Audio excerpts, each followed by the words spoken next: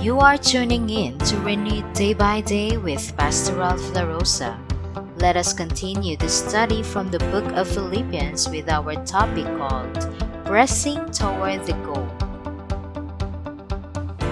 Now, when you look at the Lord Jesus Christ and all of His perfection, you say, I can't accomplish that goal. I believe He did it. I believe it's necessary to go for that goal, but I don't know if I can do it. And I understand that. I'm telling you, I understand that completely. So we have some examples of people that did make it, and that's what we're going to study. But before we do, why did God give us this in the Scriptures? We have to, in order to even go for that goal, we have to have a hope that tells us we could possibly do what He expects us to do in this life. This Monday, we're going to have a special session on rekindling the gospel flame. I believe if we would keep that in our priority, remember that the mission? Go and make disciples of all nations. Go and give the gospel to every creature. That's our primary mission. And yet if you look, I'm sorry, I got distracted from this. I can say when I first became a Christian, it was my goal. I can say for many years as I became a Christian, it was my goal. But somewhere along the line, it's very easy. It's very easy when you try to support a family and all this. So we need to rekindle the gospel flame so we can get back and maintain our hope and focus on our mission. Listen to Romans 15:4. For everything that was written in the past, not only the Old Testament, but now we have the completed New Testament, and that's past, was written to what? To teach us. So that through what? We'll see the importance of this. So that through endurance and encouragement of the Scriptures, you might maintain this hope, the goal that we should press for in this life, and the ultimate prize that God will give us if we just keep plugging away and fight the good fight and finish the race that God has given us. That's how we maintain our hope. And we have to renew it every day. Hope prevails if you understand that the outward man is perishing, but the inward man should be renewed day by day. 2 Corinthians 4:16.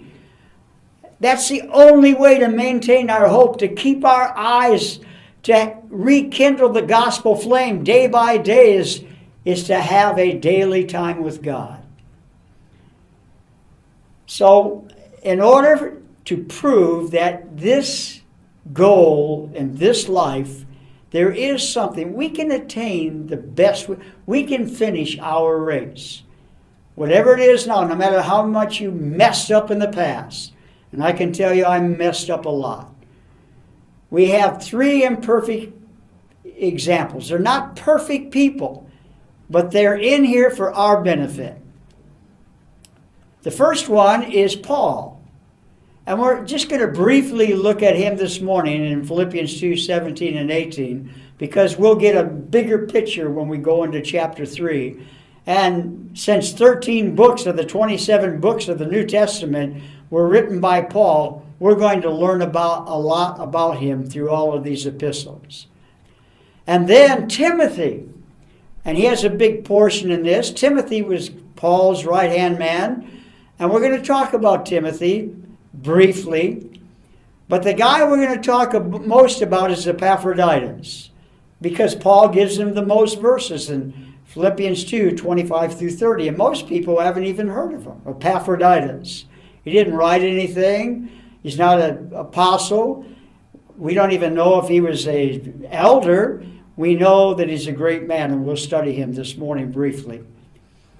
So let's look at example number 1, Paul. This means there's somebody that actually fulfilled and finished his goal, and finished and got the prize. And what did he do? He sacrificed. He suffered, and he served with joy. I don't think I know anybody in history, even after all of church history, And of course, Jesus Christ is a perfect example. He did all of it without sin. But Paul has to be, if not the greatest Christian, one of the greatest in all history. Philippians 2:17 and 18. But even if I'm being poured out like a drink offering, that's something that means he's pouring out his life right now on the sacrifice and service coming from your faith. In other words, your offerings, your gifts allowed me to keep doing this. I'm pouring out my life every day. Here as a prisoner, I'm doing it every day. I'm doing my mission. The Praetorian Guard, people that come and visit me at my house arrest. And yet, with all of the suffering and sacrifice chained to a Roman soldier, I am glad and rejoice with all of you. So you too should be glad and rejoice with me. Now, Paul has a lot of credentials, and we're going to talk about him later. And we'll talk about him in Philippians chapter 3. But let's look at Timothy. Timothy has a big portion in Paul's life. He was a loyal partner, and he was single-minded. He was focused. You don't find many people like that. Imagine the Apostle Paul, probably one of the greatest communicators of all history. He indicates here he had one guy that was really single-minded and focused like Timothy. And Timothy's young here. He's like some of our young people in their 20s. He's just a young guy.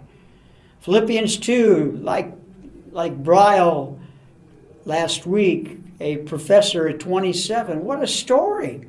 And this is Timothy, young guy. Philippians 2, 19 and 20. I hope in the Lord Jesus to send Timothy to you soon, that I also may be cheered when I receive the news about you. Listen to verse 20.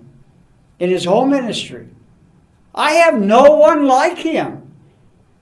No one like him who takes a genuine interest in your welfare.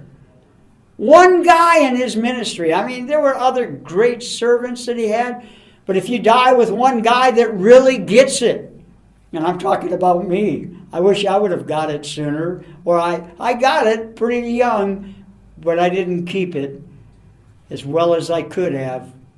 But I'm back there, and I want to finish strong, and I hope that some of you will be challenged by this. So let's look at Timothy, a faithful servant, tested and proved. Let's look at it. Philippians 2, 21 and 22.